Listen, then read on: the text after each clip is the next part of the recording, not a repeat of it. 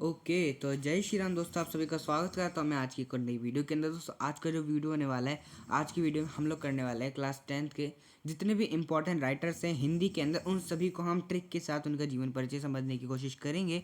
Okay, तो जो है फटाफट से हम लोग स्टार्ट कर देते हैं। और अभी तक चैनल को सब्सक्राइब नहीं किया तो सब्सक्राइब कर ले। तुम लोग सब्सक्राइब तो करते नहीं हो, ठीक है?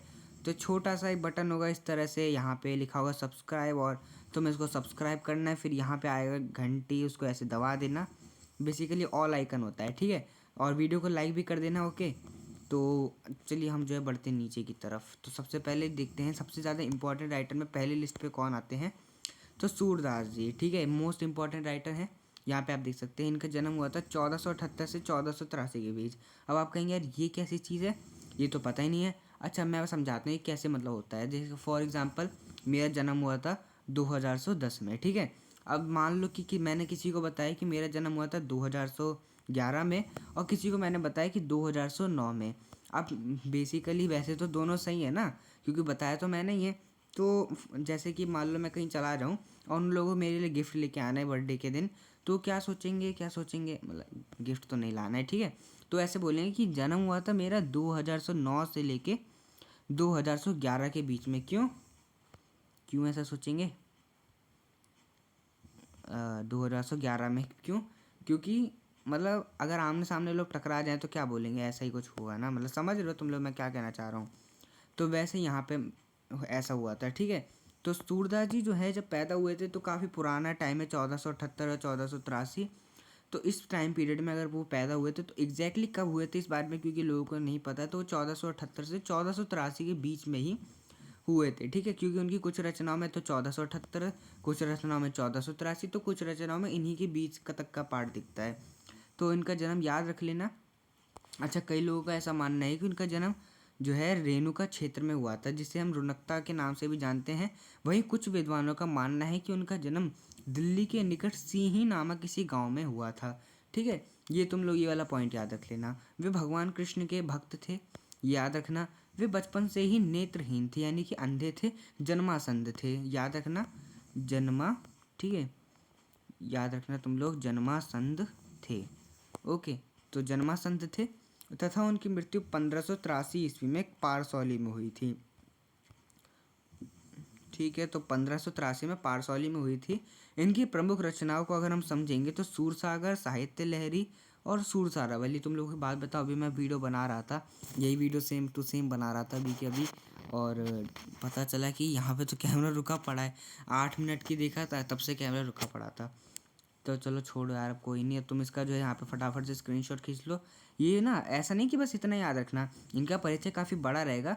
तो मैंने खाली इंपॉर्टेंट कीवर्ड्स निकाल के रख दिया। अब तुम लोगों को जो इनको याद रख लेना है, और इनसे जो है अपने ऐसे कीवर्ड्स यूज़ करके तुम बना सकते हो और अपना फ़ायदा ले सकते हो, ठीक है? फिलहाल तुम लोग पूरा तो पढ़ना पड़ेगा ताकि बना पाओ अच्छे से, ठीक है? तो यहाँ पे आप देख सकते हैं। चलिए बढ़ते हैं नेक्स्ट की तरफ। तो इनका तो जो है हो चुका है, तो यहाँ पर जो है हम बढ़ते हैं नेक्स्ट अपने तरफ। नेक्स्ट आ जाते हैं हमारे तुलसीदास जी। देखो जहाँ जो मैंने ऐसे ऐसे हाईलाइट कर रखा है ना, वो एक इम्पॉर्टेंट पार्ट रहने वाला है, तो तुम याद रख लेना। अरे इस वाले पार्ट को क्यों नहीं किया? तो तुलसीदास जी के बारे में बात करते हैं। तो तुलसीदास जी का जन्म हुआ था 1532 ईस्वी में बांदा जिले के राजापुर नामक गांव में। अब देखो जैसे सूरदास जी हैं, उनका जन्म जैसे दो जगहों के बारे में बताया गया, रेणुका और दिल्ली के निकट सिंही नामक एक गांव है, वहाँ पर। या तो उनका जन्म वहाँ हुआ था या रेणुका क्षेत्र में हुआ था। वैसे ही तुलसीदास जी के बारे में दो दो बातें हमको पता चलती हैं। कुछ लोगों का मानना है कि इनका बांदा जिले के राजापुर नामक गांव में जन्म हुआ था। वहीं कुछ लोगों का ऐसा मानना है कि इनका जन्म जो है एटा में हुआ था, ठीक है? आज के समय जो एटा है वहाँ, ठीक है? तो ये पॉइंट हमने समझ लिया। आप ये दोनों बातें वहाँ पे लिख सकते हो, दोनों एक साथ लिख देना कि कुछ का ऐसा मानना है, कुछ का ऐसा मानना है। इनके विवाह के बारे में बात करें तो इनका विवाह एक रत्नावली नामक स्त्री से हुआ था। इनके माता पिता के बारे में बात करें तो इनके माता का नाम था हुलसी देवी जी और पिता का नाम था आत्माराम दुबे, ठीक है? तो माता पिता जी का नाम आपने समझ लिया। ओके, अब पुत्र का नाम, इनका एक पुत्र भी था जिसका नाम था तारक, परंतु क्या हुआ था, उसकी ना मृत्यु हो गई थी, ठीक है? फिर इनकी जो पत्नी थी रत्नावली, एक बार क्या हुआ, आपने एक कहानी सुनी होगी इनके बारे में, जिसके मतलब क्या होता है, तुलसीदास जी अपनी जो रत्नावली थी, अपनी जो पत्नी थी, उनसे बहुत ज़्यादा प्रेम करते थे। एक बार रत्नावली ने उनको जो है मतलब कुछ कड़वे वचन कह दिए थे, जिससे इनके ज्ञान चक्षु खुल गए थे, यानी कि इनका हो मतलब आंखें खुल गई थी। और ये भगवान की भक्ति में लीन हो गए थे। तो रत्नावली के वचनों ने इनकी ज्ञान दृष्टि खोल दी। ठीक है, ये वाला पॉइंट एक इंपॉर्टेंट पॉइंट बन जाता है कभी कभार। फिलहाल तो एग्जाम में नहीं पूछा जाता, लेकिन तुम लोग याद रख लेना। ओके, तो शिक्षा की बात करें तो तुलसीदास जी ने काशी में रह करके 16 से 17 सालों तक वेदों और पुराणों का अध्ययन किया था।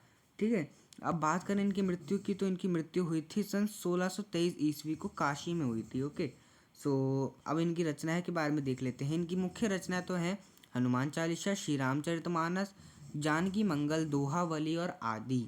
दोहावली लिखा नहीं मैंने, ठीक है, लिख लेना यहाँ पे तुम लोग, दोहावली। नली नहीं है ये, वाह है, वाह से वक। ठीक है, दोहावली। तो इस तरह से इनका जो जीवन परिचय है यहाँ पे पूरा हो जाता है। यहाँ पे स्क्रीनशॉट तुम लोग खींच सकते हो, और ध्यान रखना स्क्रीनशॉट के अंदर मैं भी आना चाहिए हूँ, मजाक कर रहा हूँ। ठीक है, खाली इतने का क्रॉप कर लेना। अब जो है इसको मैं हटा देता हूँ, और यहाँ पर अब जो है हम बढ़ते हैं नेक्स्ट की तरफ। अरे आजा, ठीक है, अरे देख लिया तुम लोगों ने। ठीक है, नेक्स्ट आ जाते हैं हमारे नागार्जुन जी। इनका जो जन्म डेट है ना वो याद रखना बहुत ज़्यादा आसान है। तुम ज़रा पहले इनके जीवन परिचय बाद में देख रहे हैं, इनका नाम ज़रा ध्यान से देखो। कुछ संख्याएं दिख रही हैं तुम लोगों को, मैं दिखाता हूँ। ये यहाँ पर ही कुछ, रुको यहाँ पर देखना, अभी तुमको संख्या दिखेंगी ना, टेंशन क्यों ले रहे हो, मैं हूँ ना। ये देखो, ये क्या है, एक, ये भी कैसा लग रहा है, एक, अच्छा ना भी है, ये देखो एक, एक है ना, एक, एक, कुछ इस तरह से दिख रहा है।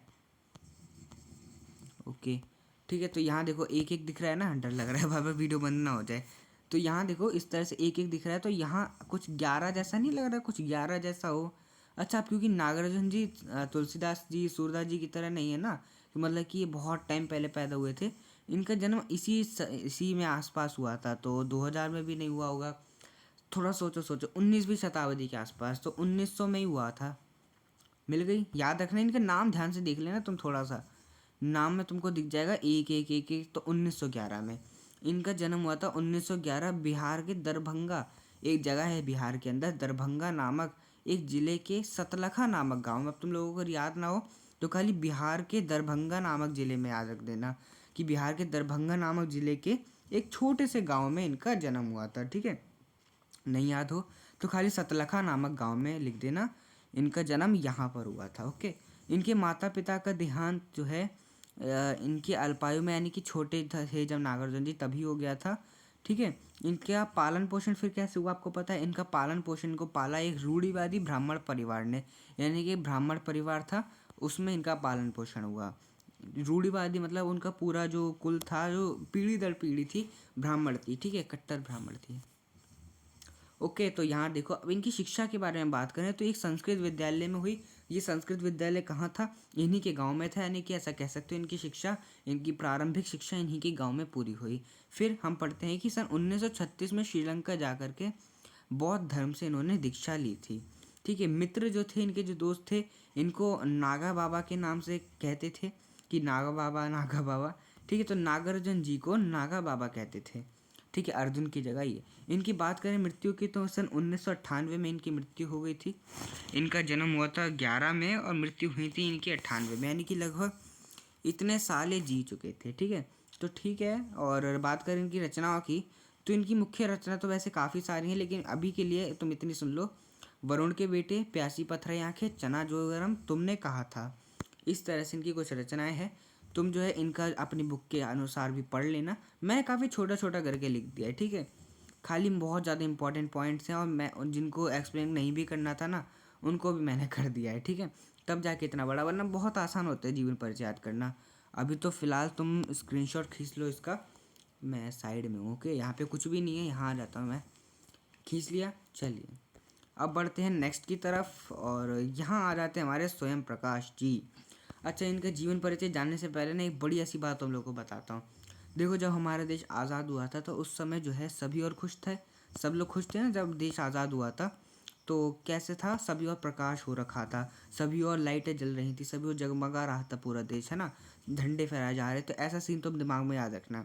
फिर सोचना हमारा देश कब आज़ाद हुआ था 15 अगस्त, है ना, 15 अगस्त 1947 को। अब एक काम करो, अगस्त को गोली मार दो, 15 को भी गोली मार दो, सॉरी याद रखना, इसमें से खाली 1947 को याद रख लेना। ओके, अब जो 1947 है यही क्या है, इनकी जन्म है, इनका जन्म सन है 1947 इंदौर। ठीक है, वैसे 15 अगस्त का दिन बहुत बढ़िया लगता है मेरे को, तो फिलहाल जो है अभी तो सन 1947 इंदौर रखेंगे। फिर शिक्षा की बात करें तो इनकी मैकेनिकल इंजीनियरिंग इन्होंने की हुई थी, ये भी एक इम्पॉर्टेंट पॉइंट बन जाता है, तुम याद रख लेना।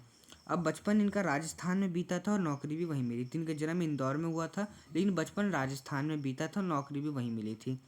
अब ये वाला जो पॉइंट है यहाँ से ना कभी कभी क्या होता है एमसीक्यू बन जाता है, एक आध नंबर में बन जाता है कि वसुधा नामक पत्रिका किस लेखक ने निकाली थी, तो स्वयं प्रकाश ने निकाली थी। ये वाला पॉइंट याद रख लेना। इनकी मृत्यु की बात करें तो 2019 में इनकी मृत्यु हुई थी। रचना है ईंधन, सूरज कब निकलेगा, आएंगे अच्छे दिन भी। ठीक है, तो ये फिलहाल इनकी प्रमुख रचनाएं हैं और ज़्यादा बड़ा इनका है नहीं परिचय। अभी हम नेक्स्ट की तरफ बढ़ते हैं। अगला आ जाता है हमारे राम वृक्ष बेनीपुरी जी, इनका जीवन परिचय और नागार्जुन जी का जीवन परिचय बिल्कुल लगभग एक सा ही है, लगभग। ठीक है, तो यहाँ देखो जैसे इनका जन्म हुआ था 1899 को बिहार के एक छोटे से गांव बेनीपुर में। और अगर बात करें नागार्जुन जी की तो तुम यहाँ पे देख सकते हो इनका भी जन्म हुआ था बिहार में ही हुआ था। अब आगे का तुम मत देखो। ठीक है, अब देखते हैं और क्या क्या समानताएं हैं। इनके माता पिता का देहांत इनके बचपन में ही हो गया था, उनके माता पिता के साथ भी कुछ ऐसा ही हुआ था। ठीक है, अब बात करते हैं इनके पालन पोषण की। जो नागार्जुन जी थे उनका पालन पोषण का हुआ था एक रूढ़िवादी ब्राह्मण परिवार में हुआ था, और राम वृक्ष बेनीपुरी जी का पालन पोषण का हुआ था इनके ननिहाल में हुआ था। ननिहाल बोले तो कहाँ हुआ था समझते हो, ननिहाल मतलब इनके नानी नाना के यहाँ पर इनका पालन पोषण हुआ था। इन्होंने असहयोग आंदोलन में भी भाग लिया था। असहयोग आंदोलन का मतलब था इसे गांधी जी ने चलाया था। इसके अंतर्गत क्या करते थे लोग, जो थे जितने सरकारी लोग थे उस सब अपनी अपनी जो ड्यूटी थी, सरकारी ड्यूटी, उन सभी को ना ऐसे मतलब छोड़ दे रहे थे, तो इससे जो है सरकार को बहुत ज़्यादा नुकसान हो रहा था। ओके, तो इनकी मृत्यु की बात करें तो सन 1968 में इनकी मृत्यु हो गई थी। ठीक है, इनकी रचनाओं की बात करें तो कैदी की पत्नी, चिता के फूल, नेत्रदान, राम राज्य, तो इस तरह से इनकी ये सारी रचनाएं। वैसे तो और भी काफ़ी सारी हैं, आप अपनी गाइड में या बुक में पढ़ेंगे तो उसके अंदर आपको मिल जाएगा। ठीक है, अभी के लिए फ़िलहाल आप इतने का स्क्रीनशॉट ले लीजिए। याद रखने खाली नोट्स की तरह मैं बता रहा हूँ और इम्पॉर्टेंट है तो आप इनको करते चलना। ठीक है, तो यहाँ पर आपके ये भी हो गए और कुछ डिलीट हुआ किधर से। ठीक है, स्वयं प्रकाश जी भी हो गए। और अब जो है हम बढ़ते हैं हमारे अच्छा, इनकी पत्रिकाओं का संपादन किसान मित्र, तरुण भारत, बाल युवक, योगी, जनता, जनवाणी, नई धारा, कर्मवीर। अब ये सारे क्या हैं, इनको ना वैसे आप खाली पढ़ लेना, ये वो है नहीं मतलब पेपर में आने के लायक, लेकिन पढ़ लेना। अगर मतलब कभी कभार क्वेश्चन बन जाए तो किसने देखा है ना, क्या है कि कभी कभी तो जैसे उनके में बन रहा था ना वसुधा नामक पत्रिका किसने लिखी, स्वयं प्रकाश जी ने, वैसे इसके अंदर से भी क्या पता बन जाए, तो आप याद रख लेना 3 मार्क्स का नहीं बनेगा, बता रहा हूँ। अगर एमसीक्यूज के अंदर बन जाता है, ठीक है, एक आध नंबर में तो लगा देना, और नहीं भी बने ना तो अगर इनका जीवन परिचय आ जाए तो लिख देना, भाई क्या प्रॉब्लम है ना, खाली पढ़ना ही तो है। और मैं तो कह रहा हूँ पढ़ो भी मत, खाली अपनी टेबल पे लगा लेना, आते जाते याद हो जाएगा। अब यहाँ बात करते हैं यशपाल जी। यशपाल जी का जीवन परिचय थोड़ा सा एक अलग तरह की किस्म का है। इनका जो जीवन परिचय मैं बताता हूँ किस तरह का है। इनका जीवन परिचय कुछ इस तरह का है, जैसे एग्जाम के अंदर मान लो 2 जीवन परिचय आ जाते हैं, जिनमें से आपको ना 2 में से एक करना रहेगा, ए आ गया, बी आ गया। अब आपको मान लो कि ए आता है और बी आता है या फिर एक आता है, एक भी नहीं आता है, ऐसा मत करना। जैसे आपको एक आता है कोई सा भी, तो उनमें से क्या रहेगा ना, कोई चॉइस वाले के अंदर ज़्यादातर एक तो इनका रहेगा ही रहेगा, ज़्यादातर ऐसा ही रहता है। आप चाहो तो पिछले सालों के क्वेश्चन पेपर देख लेना जिसके अंदर आपको चॉइस मिल जाए। ज़्यादातर तो देखो ऐसा रहता है कि इनका ना चॉइस के अंदर आ जाता है। वैसे अगर पर्टिकुलरली बात करी जाए कि इनका खाली अकेले का कितने चांस है, तो ऐसा समझो कि कुछ कह नहीं सकते हैं। लेकिन ये ऐसा नहीं है कि इम्पोर्टेंट नहीं है, इम्पोर्टेंट तो है, ठीक है, लेकिन ऐसा समझ रहे हो मैं कहना क्या चाह रहा हूँ कि ज़्यादातर चॉइस के अंदर ज़्यादा चांस है। वैसे भी इम्पोर्टेंट है तो इसलिए वैसे तुम कर लेना इसको भी, इनका जीवन परिचय भी। तो जन्म की बात करें तो 3 दिसंबर 1903 को पंजाब के छावनी में हुआ था।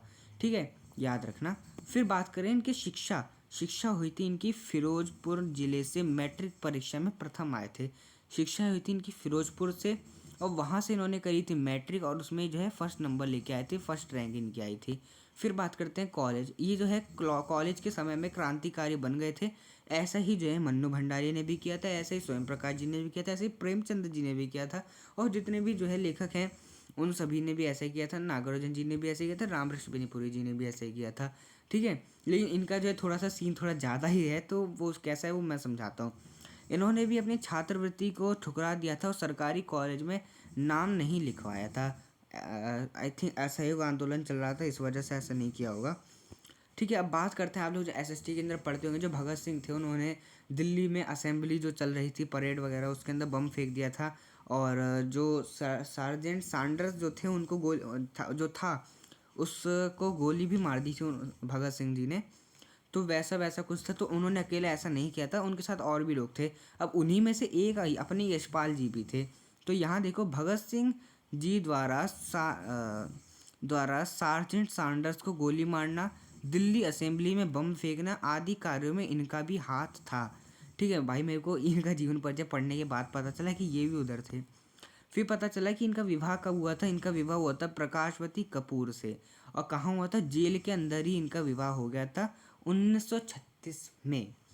ये कोटेशंस हैं। ठीक है, इनकी बात करें मृत्यु की, तो मृत्यु हुई थी 26 माइनस इसने लगा दिया, अरे प्लस है यार, तो 26 दिसंबर सन 1976 को इनकी मृत्यु हो गई थी। ठीक है, तो 26 दिसंबर 1976 को।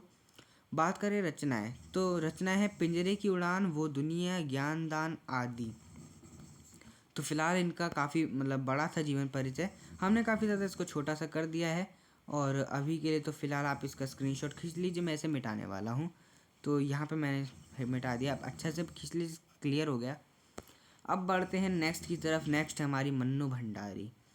मन्नू भंडारी जी का जन्म हुआ था 3/4/31 को। ठीक है, तो यानी कि 3 अप्रैल 1931 को जिला मंदसौर के भानापुरा नामक गांव में हुआ था। इनके बारे में खासियत यह है कि इनका जो पूरा चैप्टर है आप उसको भी पढ़ लोगे ना, तो उसमें से भी बातों को लिख सकते हो इसके अंदर, क्योंकि उन्होंने अपना एक किस्सा कहानी सुनाई है। ठीक है, तो पिता का नाम था इनका सुख संपत राय, कला प्रेमी थे इनके पिता, कला बहुत प्रेम थी इनको कला से। माता जो थी मन्नू भंडारी की, इनका स्वभाव अत्यंत सरल था। विवाह हुआ था इनका 1959 में। इनके पति का नाम था डॉक्टर ने राजेंद्र यादव। ठीक है, इनके पति का नाम ये था। ठीक है, इनके पिता का नाम ये था, और माता का नाम है नहीं इसमें। ठीक है, सॉरी। अब देखिए, इनकी शिक्षा हुई थी काशी विश्वविद्यालय से। उन दिनों ये अनेक साहित्यकारों से भी मिली थी। बहुत सारे लोग थे जो कि रचनाएं किया करते थे, उन दिनों बहुत सारे ऐसे लोगों से मिली थी। ठीक है, अब जो है इनकी मृत्यु की बात करें तो 2021 में इनकी मृत्यु हुई थी। और रचनाएं की बात करें तो यही सच है, मैं हार गई, त्रिशंकु आदि इनकी रचनाएं हैं। और भी रचनाएं हैं, अभी फ़िलहाल इतना है, बहुत है, तुम इतना याद रखना कीवर्ड्स के रूप में, और ज़्यादा बड़ा भी नहीं है, तो स्क्रीनशॉट खींच लो इसका। मैं इसको हटाने वाला हूँ, ये मैंने इसको हटा दिया। ओके, ठीक है, तो यहाँ पर जो है बस ख़त्म, टाटा बाय बाय, और सब्सक्राइब कर देना, और जय श्री राम। नेक्स्ट वीडियो किस टॉपिक पर चाहिए कमेंट कर देना।